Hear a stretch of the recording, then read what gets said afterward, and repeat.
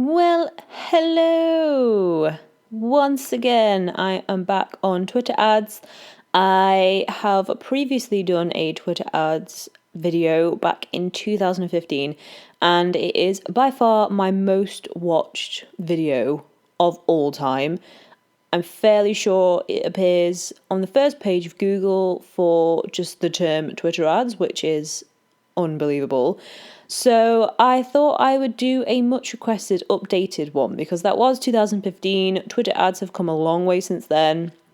I haven't actually been using them as much as I used to, but I'm getting back into them very recently, and I thought I would quickly go through what has changed and the new way of doing stuff.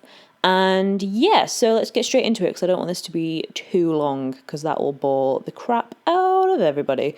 So when you go into Twitter, usual way, you click on Ads Manager and this lovely little screen will pop up. Once again, my MacBook is going into overdrive because I've got like 70,000 things open and it's struggling a little bit. Come on, you can do it. So this is your Twitter Ads Manager. It has had a bit of an update since the last video, bit of a color change, but you still have all the key components. You've got your campaigns, your creatives, your analytics, and your tools. All of that is still there. But I'm going to quickly go over how to create a campaign and how to get started with your Twitter ads. So to create a new campaign, literally click the button that says create campaign. Boom. This will load up a brand spanking new page. And this is where you choose your objective. Now, your objective is extremely important for any kind of advertising whatsoever. You need to know what you want to get out of having advertising. You're paying for these things to be shown to your ideal potential customers. So make sure you know exactly what you want those customers to do when they see your ad. So Twitter offers these lovely little options. I tend to use website clicks or conversions because I want to drive traffic from Twitter to my website. You can also choose one of these, so you have awareness. You want as many people as possible to see your tweet. So that could be, for example, if there's something particularly important like an announcement, or if you have a charity, for example, and you want to promote an event or anything like that, you can choose awareness and that will push that out with that objective. Followers, if you want to build the followers for your Twitter account, then you can choose this and that will encourage people to actually follow your Twitter account rather than sending them somewhere else. Promoted video views, I'm fairly sure this is a new one from the last video I did because video has come a long way in the last 3 years. What year is it? Yeah, 3-4 years. That's quite a long time ago. So you can now promote video views if you want more people to see your GIFs, Vines, or videos. Obviously, Vines are a little bit, gone. So probably not Vines, but GIFs or videos. Sorry, my voice is going. Then they're the best ones.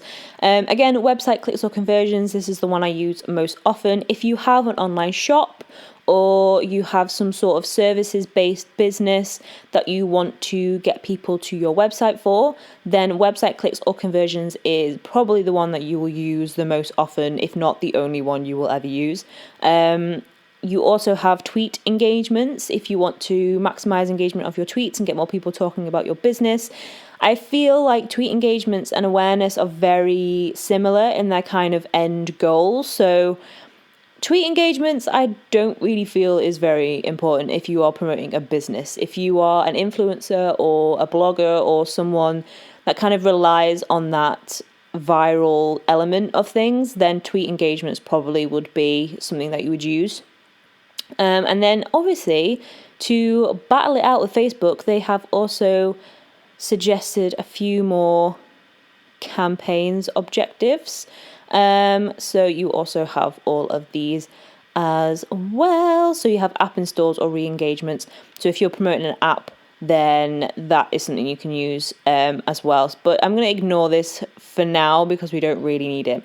So once you have chosen, if I go back to my campaigns, once you've clicked on one of your campaigns, if we go back in here, and we go on website clicks or conversions, for example, then this is where you will set up your campaign. So you will name your campaign up here.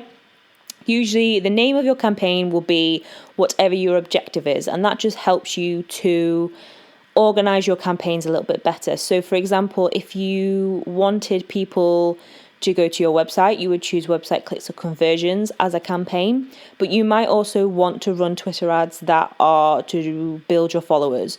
So you would name those two different campaigns as the two different objectives, and then you can just kind of organize your actual ads a little bit better within those campaigns. So name of your campaign should be your objective. What do you want people to do when they see your ad?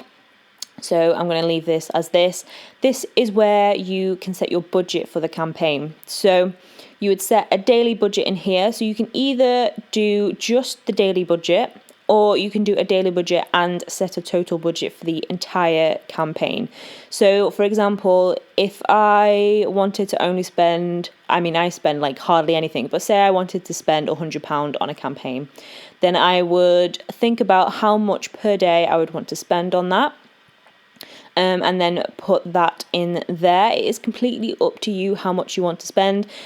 Doing stuff like budget can be a bit of a trial and error, so it's always worth running your ads with what you think your daily budget should be, and then going back and reviewing it and kind of seeing if you need to up that daily budget, or maybe you can bring it down a little bit. It's completely up to you. So if you just kind of guess for now, if you say you want to run a £100 campaign over 7 days, then just divide that £100 by 7 and then put that in the daily budget there. And then you can put £100 in there as well, just to stop it from overspending. And then that just kind of puts a cap on it if you are very budget conscious and you don't have a lot to spend, which is usually what I do, because I tend to spend very little on social advertising, because I'm just trying to drive a little bit more traffic to my website. I'm not trying to like sell thousands of products or anything like that. So it's completely up to you how much you want to spend. But yeah, a little bit of trial and error. It's completely fine if you want to go back in and readjust this at a later stage. Not a problem. When do you want your campaign to run? So you can either start immediately and run continuously if you just want to throw some stuff out there and you've got no real time limit. If you have a very strict budget and you have particular start and end dates, then you can also set this down here. And then you just literally click on times, specify time to end, just use this, blah, blah, blah, and then you're done. And then when you click next, then you go on to the creative bit. So with creatives, you can either choose a tweet that you have already published at some point in time. So if you look down here, these are all of the tweets that I have posted out over the last few days, weeks. If you have one in specific, that makes absolutely no sense. If you have one in mind that you want to use specifically, you can search for it up here as well. But for now, we will just stick. So I have made this Twitter card that I will potentially use. So you can choose one of these. If you do want to choose a whole brand new tweet, you literally just create a tweet. And this will take you to a separate window, so it'll be a different tab at the top of your browser, and then you just create your tweet in here, and then you can choose whether you want a video attached, a photo attached, I'm not with it today, a card, so these cards will be picked from your card library. So this is the new card that I made. Old school cards down here. If you've been with me from the beginning, old school, yeah. So that's where your cards will be. If you want to create a new card, you have to go over to cards library and create a new card over there. You can't do it in here. Or you can also create a poll as an ad. So yes, you can choose any of those if you wanted to create a new tweet. Obviously, you do not have to. You can always use one that you've already put out there. So I'm going to use this tweet that I made just about an hour ago that uses the website card that I made. So up here I have, want to grab the attention of your potential customers and build a loyal community around your brand. And then what I've done in there as well is I've put some hashtags in that I think my potential customers would use on Twitter, just to kind of reach a few more ideal customers. So I have chosen that as my copy, and then my card obviously has all the information down there, and if you click on it, it will take you to my content marketing services page as well. So I'll be using you. I have selected it. If you wanted to do A/B testing or anything like that for the creative, then it is best to create a new tweet and have the same copy on both tweets if you're just going to do comparing two different tweets. So you'll have the same copy on that tweet, and then you'll just have a different image or a different card or a different video, some sort of different creative in there if you wanted to kind of compare and analyze the two different creatives in there. So if you did want to do A/B testing, then you will need to create new tweets in there, unless you've already posted some out that you want to kind of test it out. But for now, we're going to use this one. Once you are done, you want to go over to the right hand side. I don't really like the layout of this, not gonna lie, but it's there. That's how they've done it. We're just going to deal with it. So this is where you want your tweets to appear. So where you want your ads to appear. So you can choose over here whereabouts you would like to place your ads. Users timelines, it will always be checked. That's kind of where promoted tweets go generally. Profiles and tweet detail pages. Promote tweet to users when they visit profiles and tweet detail pages on Twitter. So you can choose to have it there. Search results, so when someone searches for a particular keyword, you can also have your promoted tweets appear in there. And expand your reach on the Twitter audience platform. So like Facebook and like Google, Twitter has an audience platform outside of actual Twitter. So your ads can also be shown outside of there. I tend to just have all of these ticked because I think why not? And then I can go back in later and see where the bulk of those clicks have come from. So for example, if I get loads of people going to my site and it says they've all come from search results, then I can kind of pre-plan next time I do an ad and say, okay, well, search results, it definitely needs to be ticked. If I get absolutely no clicks from the Twitter audience platform, then I can just unclick that and it won't be shown over there because kind of pointless. If you're not getting any clicks, why bother? So keep all those ticked. Select which category best describes your ad. So in here, you've got to try and describe what kind of category your ad falls into. So for me, it would be marketing. You can put more than one category in there as well. So I tend to put things like studying business. And it was artists I also target as well. So arts and crafts, because I tend to work with a lot of people who create things and sell on Etsy and stuff like that. So creative entrepreneurs, creative solopreneurs. So yes, they are the main categories that I will pick. And then your domain, you need to put in a domain of the website that you are kind of promoting. So click next. Oh, I have an issue. Why do I have an issue? This domain must be correctly formatted. Oh, because it's got HTTP on it. Hold on. There we go. Next is the targeting. So your targeting for any advertising is your most important part. So any ads need to be targeted to the right people to work. So the right ad for the right people is what's going to work. If you target every mofo under the sun, every interest, you've made it really general, not very specific at all, you will probably find that your click-through rate will be very, very low. You probably won't get any conversions. Your objective probably won't be met as well as if you were more specific. So targeting is very important. I'm going to show you how I target my ads and kind of talk you through a bit about how I know who to target and blah, blah, blah. So find your audience. I tend to have a largely female-based audience. If you are not sure, then I would use tools such as Google Analytics, or if you have run Twitter ads before, then you can also go in Analytics and have a look at the demographics in there. If you've run Facebook ads before, then have a look in their demographics, and just basically have a play around, see. I mean, the main one will probably be Google Analytics for your actual website. That'll tell you kind of if your audience is predominantly male or female. But also, if you've run any social ads before, then also look at those analytics as well. So I know from experience that a lot of my people are female, and they tend to be over the age of 21. So I'm going to put 21 and up. Locations tend to be all English-speaking countries. So I have the UK on there already.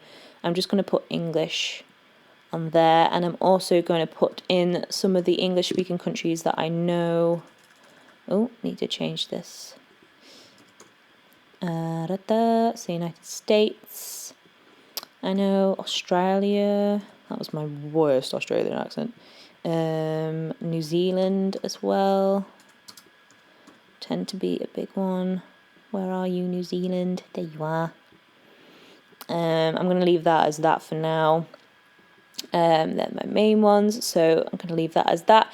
If you offer a service or a product that is only available in the United States or only available in the United Kingdom or any location specific product, then you would only have that location in there. So whatever kind of area you tend to service, then that will go in there. If you only service for English speaking countries, then put English in there. You can also choose other languages if you choose to target other languages as well. So that is the location, devices and platforms. Audience features. This is my favorite bit because you can get really specific with your audiences. So what I tend to put in here is interests, behaviors and keywords. And what you can also do as well is followers of people that you kind of are competitor of. My grammar is awful. That you are a competitor of. That's better. So what I will also do in here is, because I work with predominantly creative people, I will target the Adobe suite, because I know that a lot of my customers will use things like Photoshop, Lightroom. They will also use Illustrator, InDesign, Adobe Premiere, and all of that good stuff. I might put Adobe News on there as well. And what that will do is that will add... Oh, where's it gone? Oh, I don't want that. Go away. Cancel. What that will do is it will put all of these down here. So followers of these Twitter accounts will be served my ads, or people that kind of they think would follow these Twitter accounts will be served my ads.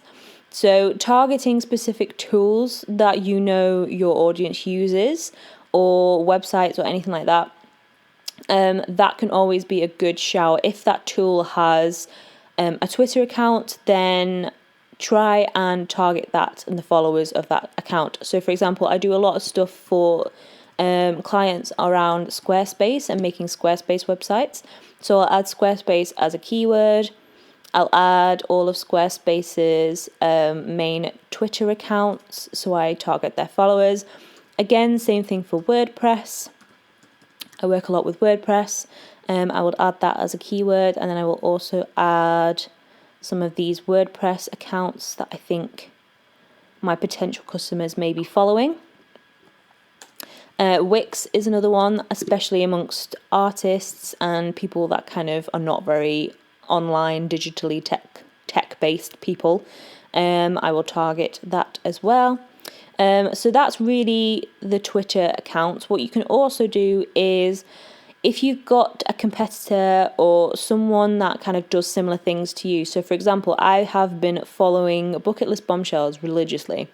And I know for a fact that there are a lot of people that follow these guys that have creative businesses that I could potentially work with. So what I like to do is I will go on to their Twitter account and have a look at their followers and see if they kind of, oh look, there I am, hello. See if they've got any people that might be interested in my kind of stuff. So they've got Yoga Fitness Dreamer, Inspiring Health Lifestyle. She might be interested. Digital Marketing Gal, she might be interested. Travel people, yep. So have a quick look through. See if there's anyone on there that you think, yeah, okay, they might be interested in my ad. If so, take note of the person's follower handle. And then what you will do is you will go back in here and then we will add their followers. Bucket list. Bombshells.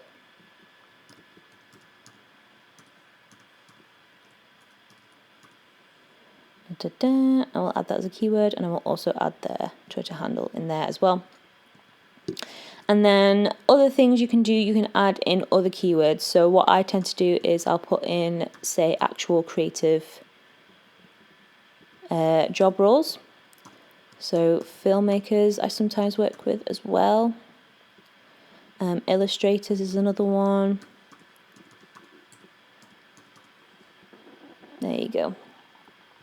So what that will do is it will target your ads at anyone that kind of uses these keywords.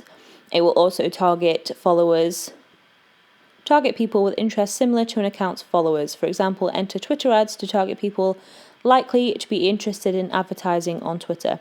So everyone that follows these accounts are going to be likely to be interested in some sort of online marketing advice, which is what I offer. And then over here, you'll see audience summary. So as you can see, I am still quite in the lower end of this. So I want to try and get up to the recommended bit here, which means I need to add some more jazz down here. So what I'm going to do as well is I'm going to add in the keyword online marketing up here. Boom. I'm going to add in business. Education as well, because I am educational. People who are employed in sales marketing positions. Again, behaviours you can choose. You don't have to type in specific stuff in here either. You can browse what Twitter kind of offers, which can be good as well. Let's have a look up here. Is there anything that could apply to me? Small business. People who are owners or employees of a small business. Wonderful. I shall use you. Okie dokie. I'm also going to put entrepreneur in here. This can take some time if you haven't already noticed. Oh, I'm still on behaviours. Or entrepreneur, can never spell it. I'm also going to put solopreneur in here. Will that show up maybe? There it is. I'm also going to put in C bloggers because I know a lot of the creative bloggers will probably be interested as well. Now I'm defo into the green. Wonderful. Took a friggin' age, but we got there. Okay, so once you've got all of your targeting down, obviously this takes the longest time, but it is also probably one of the most important parts of setting up your ad. So do take your time with it, get it perfect, get it spot on, and you'll definitely notice a big improvement on how well your ads do. So once your targeting has been done, next thing is to do your bid and your budget. So you've kind of set this up already. Keep it on automatic bid unless you are an absolute pro. Otherwise, you'll have to kind of do it manually. If you do it automatically, then you give Twitter a bit of a free range to decide what bid to put on your ads. So set a total ad group budget, which is optional. You don't have to do that. You can just keep whatever budget you have set for your campaign. It's just if you want to spend more budget on a particular ad group but then another one, then this is where you will kind of decide that. I'm going to keep it on automatic bid, and optimization preferences, I'm going to keep it as link clicks. If you want to kind of monitor how well your ads are doing based on if people buy off your site or if people contact you on a contact form on your site, then you can set up website conversions, but you will have to put a bit of code onto your website in order for Twitter to track that directly from your website. Link clicks will just track how many people click on your ad and go over to your website. Once they're on your website, Twitter has nothing else to do with it, so that is completely up to you to monitor. So decide what you want to do. Make sure you've got a bit of code on your site if you want to track website conversions specifically. I'm going to keep it as link clicks for now. And then your budget summary, dynamic, automatic. Your bid will be optimized to get the best results at the lowest price within your budget. So if you keep it as automatic, then Twitter will kind of keep it within whatever budget you've set in the campaign section. So once that's done, that's very, very quick. Click next, and then you will have the chance to review and complete your campaign. So this will tell you all of your campaign details. So it tells you what the name of your campaign is, when your campaign start date is. Mine is the 23rd, so that's today. I may actually go back and change that slightly just so it starts after Christmas. I've got my daily budget. As you can see, it's next to nothing, but I'm not that bothered. If you have a bigger budget, go ahead. Pacing standard, so that is just, it will just roll it out at a nice easy pace. It's not going to push all of your ads out in like the space of a day. Sorry, I've got a cold, my voice keeps going. So it'll kind of put them out as and when it kind of feels like is best for you and your ad. Ad group name. So you can give your actual ad group a different name. So if you've got a couple of different ad groups in a campaign, then it's always best to kind of give that a name. I'm going to just call this link clicks, I think. Link clicks to site. And then I just know generally what people are doing with these ads. And then you've got your automatic bid, you've got selected 54 targeting criteria. It tells you how many people roughly you can expect to reach. And then obviously you're in the recommended zone. Placements is just reaffirming where you've decided to place your ads. Categories, again, what kind of categories your ad falls under, what domain your ad is promoting, and then you have your creative down here as well, so you can just approve all of that. And it says your ad group is ready to go. Congratulations, you created an ad group, woohoo! And your campaign is ready to launch. You can use ad groups to organize different targeting, creative, or bidding strategies. So once you have done that, launch campaign, and then that will sit nicely in your campaign queue. Here we go. That was the one I did earlier that I decided I didn't want anymore. So as you can see here, it is running. You can pause this. So if you press the pause button, that will pause it. So you won't be spending any money on that campaign. If you want to unpause it, obviously you just click the play button. And then you can see all past campaigns down here as well. So these are ones that I ran back in 2015. As you can see, they've expired now, so they're not running. If you wanted to kind of track and monitor your ads on a more granular level, just click on the name of the campaign, and in here you can see your ad groups, which are in here. So an ad group, you can have a few different ad groups. I would say probably no more than maybe 2 or 3 ad groups, and then within those ad groups you have your ads. So if you wanted to do A/B testing and you wanted to track kind of which ad is doing best, then you would go into the actual ad group, and then that would show you what ads are in there. So you would have like 2 or 3 ads in there that you were testing against each other, and you'd be able to compare their impressions, how much they're spending, what their results are, and cost per result as well. So if you see an ad is, so say you're doing A/B testing and one of your ads is like costing an absolute fortune compared to the others, then you can pause that ad in like specifically, and then that will just put more of your budget into the ads that are not kind of costing you as much, and it just becomes a bit more cost effective. So yeah, that is pretty much it. That is my updated tutorial on how to create Twitter ads. I hope it was easy to follow. Twitter have definitely improved their kind of UX, but it's still not as easy to manage, I think, as Facebook. But if your audience is primarily on Twitter, then obviously running Twitter ads is the perfect option for you. If all of your audience is over on Facebook, so that tends to be a slightly older audience on Facebook, a slightly younger audience on Twitter. So if you have a slightly older audience that you know for a fact uses Facebook way more, then obviously go over to Facebook and create ads on there instead of Twitter. I wouldn't recommend running Facebook and Twitter ads at the same time. I think choosing one or the other is definitely the way to go. It just means you can put more budget into a platform that is going to give you better results. So yes, that is pretty much it. I hope this was helpful. I hope you enjoyed it as much as the last one. And I hope it wasn't too long, but I wanted to go through everything in detail. And that is it from me. If you enjoyed this video and you want to see more tutorials, obviously press subscribe.